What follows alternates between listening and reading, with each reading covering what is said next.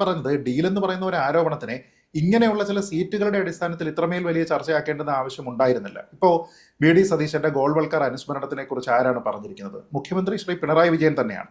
അങ്ങനെ ഒരു സാഹചര്യം ഉണ്ടാക്കിയത് ഈ പ്രൊലോങ്ഡ് ആയിട്ടുള്ള ഈ ഒരു ചർച്ചയാണ്. അതല്ലാതെ അത് കേവലം ഒന്നോ രണ്ടോ ദിവസം മാത്രം ഒന്നോ രണ്ടോ നേതാക്കന്മാരുടെ ഭാഗത്ത് നിന്ന് മാത്രം ഉണ്ടായിരിക്കുന്ന ഒരു പ്രധാനപ്പെട്ട തെരഞ്ഞെടുപ്പ് സബ്ജക്ട് എന്ന രീതിയിൽ അല്ലായിരുന്നു അത് വരുന്നത് എങ്കിൽ ഒരുപക്ഷെ ശ്രീ പിണറായി വിജയന്റെ ആ പോസ്റ്റ് ഉണ്ടാവുമായിരുന്നില്ല. നമ്മൾ നോക്കിയാൽ ഈ ഡീൽ എന്ന് പറയുന്ന ആരോപണം ആദ്യം ശ്രീ സതീശനും ശ്രീ സി വേണുഗോപാലും ഒക്കെ പറഞ്ഞ് അതവിടെ നിലനിർത്തിയിരുന്ന സമയത്ത് പോലും മുഖ്യമന്ത്രി അതിൽ ഈ തരത്തിൽ പ്രതികരിച്ചിരുന്നില്ല. സത്യത്തിൽ ഏതെങ്കിലും പാർട്ടികൾ തമ്മിൽ, കേരളത്തിലുള്ള ഏതെങ്കിലും പാർട്ടികൾ തമ്മിൽ ഒരു ഡീൽ ഉണ്ട് എങ്കിൽ അത് കോൺഗ്രസും CPM തമ്മിലാണ്. അത് കേരളത്തിന്റെ അതിർത്തിക്ക് പുറത്താണ് എന്നുള്ളത് മാത്രമേ ഉള്ളൂ. വളരെ ഓപ്പൺ ആയിട്ടുള്ള ബാന്ധവമാണ്. ഇപ്പോൾ ശ്രീ രാഹുൽ ഗാന്ധി ഇത്തരത്തിലുള്ള ഒരു ഡീലിനെ പറ്റി പറയുന്നു. കോൺഗ്രസിലുള്ള ആൾക്കാരൊക്കെ തന്നെ പറയുന്നത് പോലെയുള്ള ഒരു കമ്മ്യൂണിസ്റ്റ് ജനതാ പാർട്ടി എന്നുള്ള CJP എന്ന് പറയുന്ന ഒരു അജണ്ട ശ്രീ രാഹുൽ ഗാന്ധി തന്നെ മുന്നോട്ട് വെക്കുന്നു. രാഹുൽ ഗാന്ധിക്ക് എങ്ങനെയാണ് അതിന് കഴിയുക? കാരണം കേരളത്തിൽ മാത്രം തട്ടകമായി പ്രവർത്തിക്കുന്ന ഒരു നേതാവിന് അത് പറയാം. പക്ഷേ ശ്രീ രാഹുൽ ഗാന്ധി കഴിഞ്ഞ ലോക്സഭാ തെരഞ്ഞെടുപ്പിന്റെ സമയത്തും ശ്രീ സീതാറാം യെച്ചൂരിയുടെയും രാജയുടെയും ഒക്കെ കൈകോർത്ത് നിൽക്കുന്ന ചിത്രങ്ങളാണ് നമ്മൾ കണ്ടിട്ടുള്ളത്.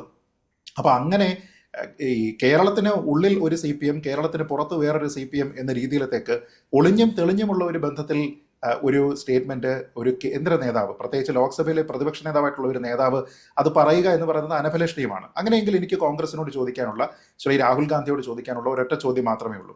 സംഘപരിവാറുമായി ഒളിഞ്ഞും തെളിഞ്ഞും ബന്ധമുള്ള CPM-മായി ഇന്ത്യ സഖ്യത്തിൽ നിങ്ങൾ എന്തിനാണ് യോജിക്കുന്നത്?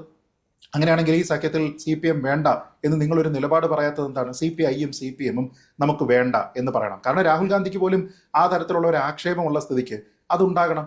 ഇനി പ്രാദേശികമായിട്ടുള്ള ഒരു നീക്കുപോക്കാണ്, പ്രാദേശികമായിട്ട് മാത്രമാണ് ഞങ്ങൾ വ്യത്യസ്തമായിട്ട് മത്സരിക്കുന്നത് എന്ന് മറ്റുള്ള ആൾക്കാർ പറയുകയാണെങ്കിൽ ഈ ആരോപണം രാഹുൽ ഗാന്ധി ഏറ്റെടുക്കേണ്ടത് ആവശ്യം ഉണ്ടായിരുന്നില്ല.